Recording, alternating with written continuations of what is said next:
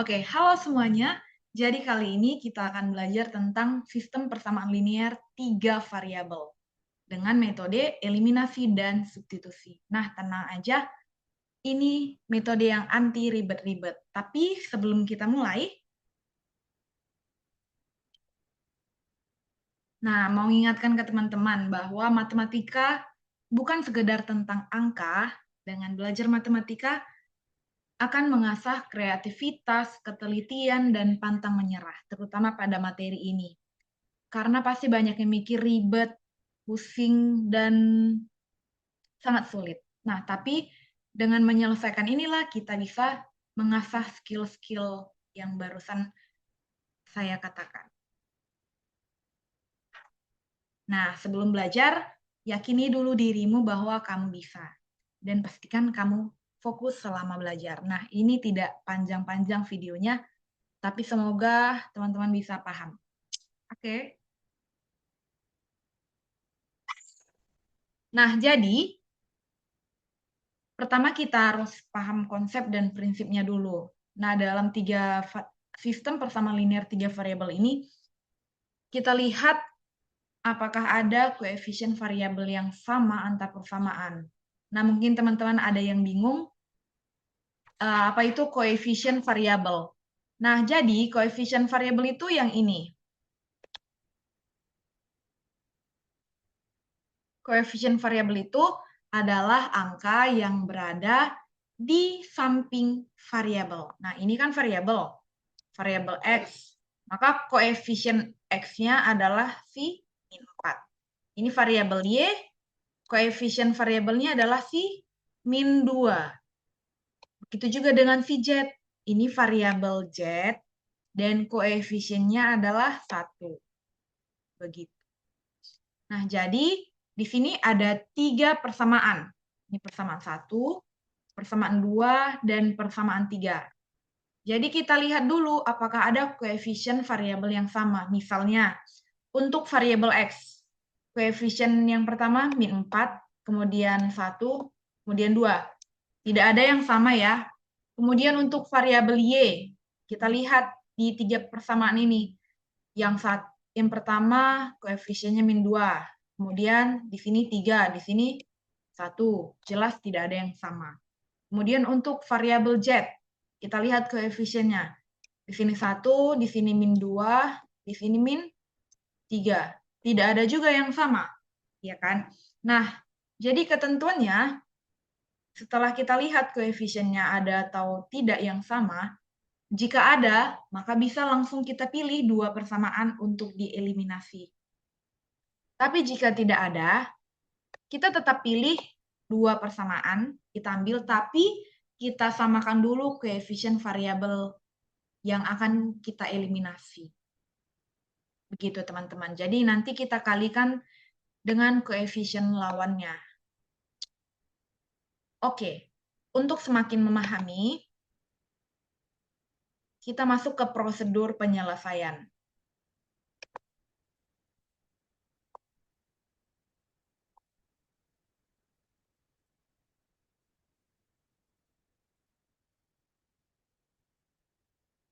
Oke, ini dia adalah step by step mengeliminasi dan substitusi SPLTV ini. Nah, jadi oke, untuk step pertama. Tadi kan tidak ada koefisien variabel yang sama. Jadi kita bebas pilih di antara persamaan 1, 2, atau 3. Kita pilih 2 persamaan. Nah, disinilah kreativitas itu terasa. Misal kita pilih 2 dan 3. Oke. Kita pilih 2 dan 3. Persamaan 2, X tambah 3Y kurang 2Z sama dengan min 1. Kemudian persamaan ketiganya 2X tambah Y dikurang 3Z sama dengan min 9. Nah, metode pertama kan, langkah pertama kan eliminasi.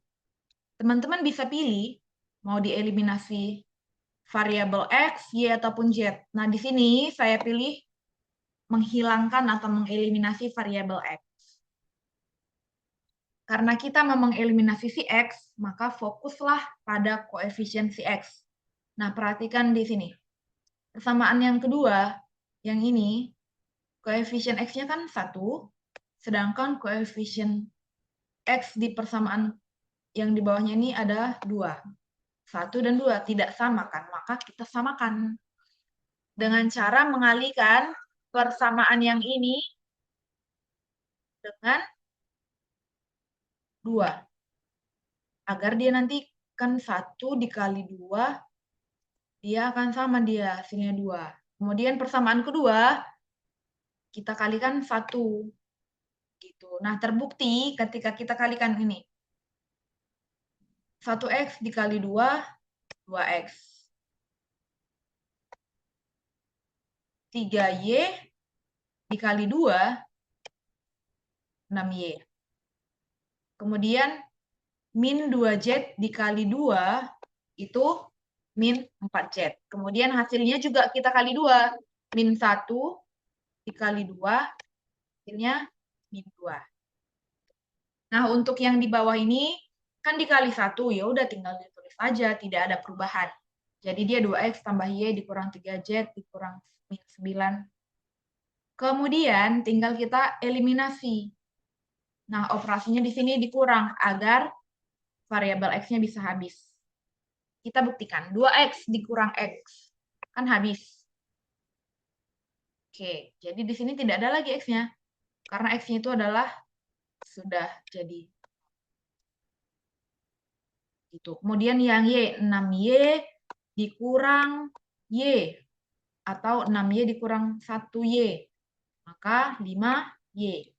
Kemudian yang Z,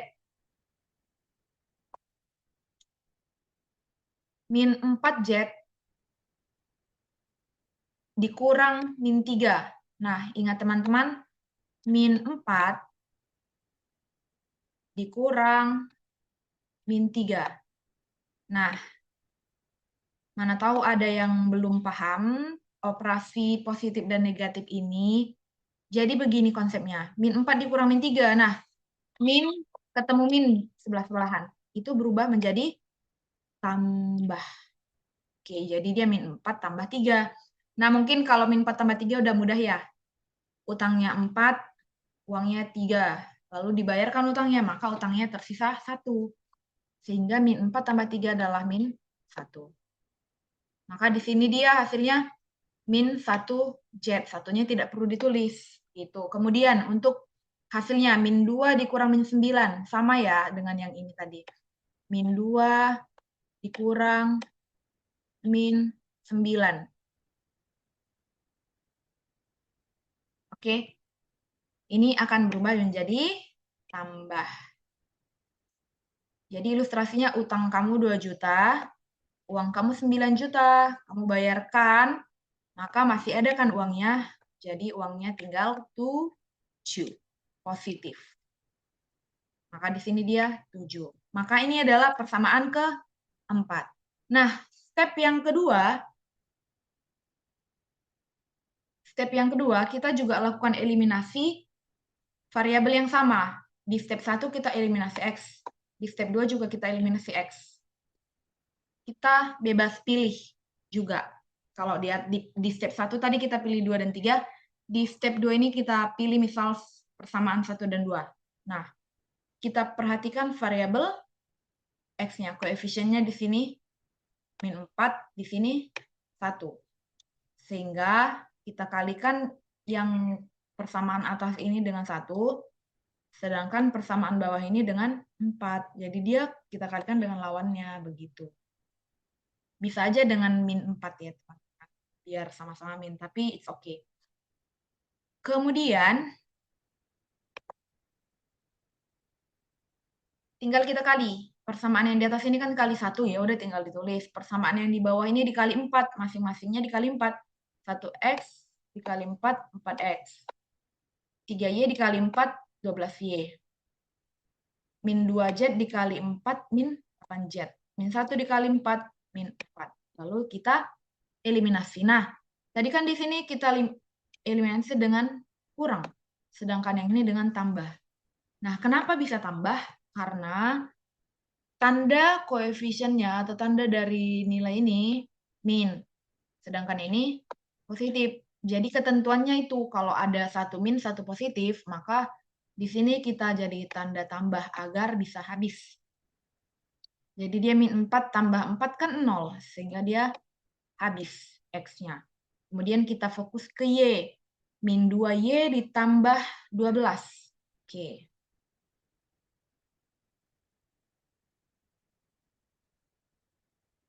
Min 2 ditambah 12. Oke. Utang kamu 2 juta, uang kamu 12 juta. Berarti kamu bayar utang 2 juta. Berarti yang tersisa adalah utang atau uang? Benar, uang. Maka jawabannya 10. 10Y. Kemudian yang Z, 1 ditambah min 8. Lagi-lagi, 1 tambah min 8. Berarti uang kamu cuma 1 juta, tapi utang kamu 8 juta. Kalau dibayar, masih ada utang. Sehingga dia min, hasilnya min 7. Utang kamu 7 juta lagi, ibaratnya gitu. Kemudian yang ini, 3 ditambah min 4. Sama ya, uang kamu 3 juta, utang kamu 4 juta. Kamu bayarkan utangnya, tersisa utang 1 juta lagi. Utang itu simbolnya negatif. Begitu ilustrasinya ya. Oke, maka dapatlah persamaan selanjutnya, yaitu persamaan kelima kita namai. Kemudian, step yang ketiga. Nah, tadi udah dapat persamaan yang baru, persamaan 4 dan 5. Jadi, kita sekarang fokus ke yang 2 ini. Kita eliminasilah persamaan yang kedua, yang 2 ini, 4 dan 5. Kita bisa pilih mau mengeliminasi mana duluan, Y, variabel Y atau variabel Z. Di sini saya pilih untuk mengeliminasi variabel Y. Jadi, ketika mau mengeliminasi Y, fokuslah pada koefisien Y. Di sini koefisien Y 5, di bawah 10. Maka bisa kita samakan. Di sini saya kali 2, di sini kali 1. Kenapa dikali 2? Agar 5 kali 2, 10. Kenapa dikali 1? Udah 10 kan? Sehingga nanti dikurangkan hasilnya habis. Yang ini. Bisa aja yang 5 dikali 10, yang 10 dikali 5.